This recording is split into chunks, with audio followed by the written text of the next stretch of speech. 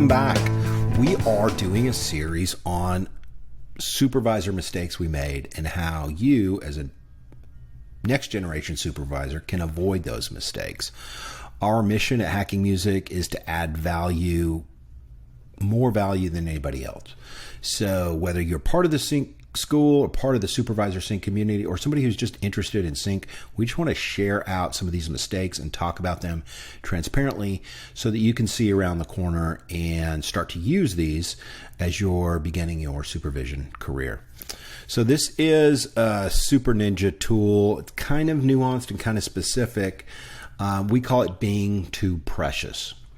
You may have heard of somebody being too precious about their stuff, and I've heard it said that you think your shit don't stink, or you think you're above where you are.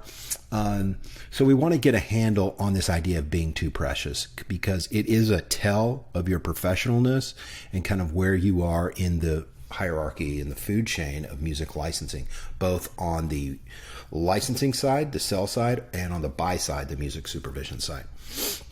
So how to think about this? Let's think up and down the food chain for a second. So newbies, babies down at the bottom, they're developing. They're going to be very precious about their music and precious about music supervision, because like they're starting out, they're overthinking it. They don't know what they don't know. But as you move up and you're developing and you're doing projects and working in the real world, you're going to be less precious. And as you move into the top of the pyramid, you're going to be very comfortable with not being precious. You're not being a jerk, but you're not, your feelings aren't getting hurt. You're not taking things personally. It's just kind of how it works in the real world. So it's important that we're not saying go be a jerk to people and punch people in the nose. We're saying something very different. So let's talk about that. What this looks like, and this is super common on the sell side, is that artists are very precious with their music and they think it's worth as much as a Thin Lizzy song.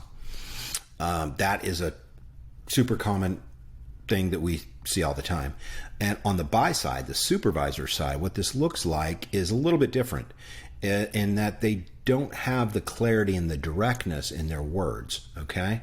So maybe they're trying to hem and haw and beat around the bush and not ask a direct question, those baby supervisors. But as they move up the food chain, they start to have some clarity around their words and some directness that actually increases trust with the people you work with, because they know that, okay, you know what you're talking about. You're not a newbie. You're just starting out. You're asking some very specific questions. So what we learned is that the more appropriate and professional you are with your language, the more people appreciate it. You're not being a jerk with your word, but you're asking a very specific set of questions to your filmmakers and your ad agencies, really to kind of vet them. You're interviewing them as much as they're interviewing you and interested in hiring you. So having these, it's a question set that we go through. We workshop this in the Supervisor Sync community, and we even go into it in the Sync School a bit. But it's a question set of about 10 questions that really helps you ask specific questions and to sound like you've done this maybe more than you have. As a new supervisor, you sound like you're more experienced than you may be, and that's good for you as a new supervisor because you're not seen as a newbie.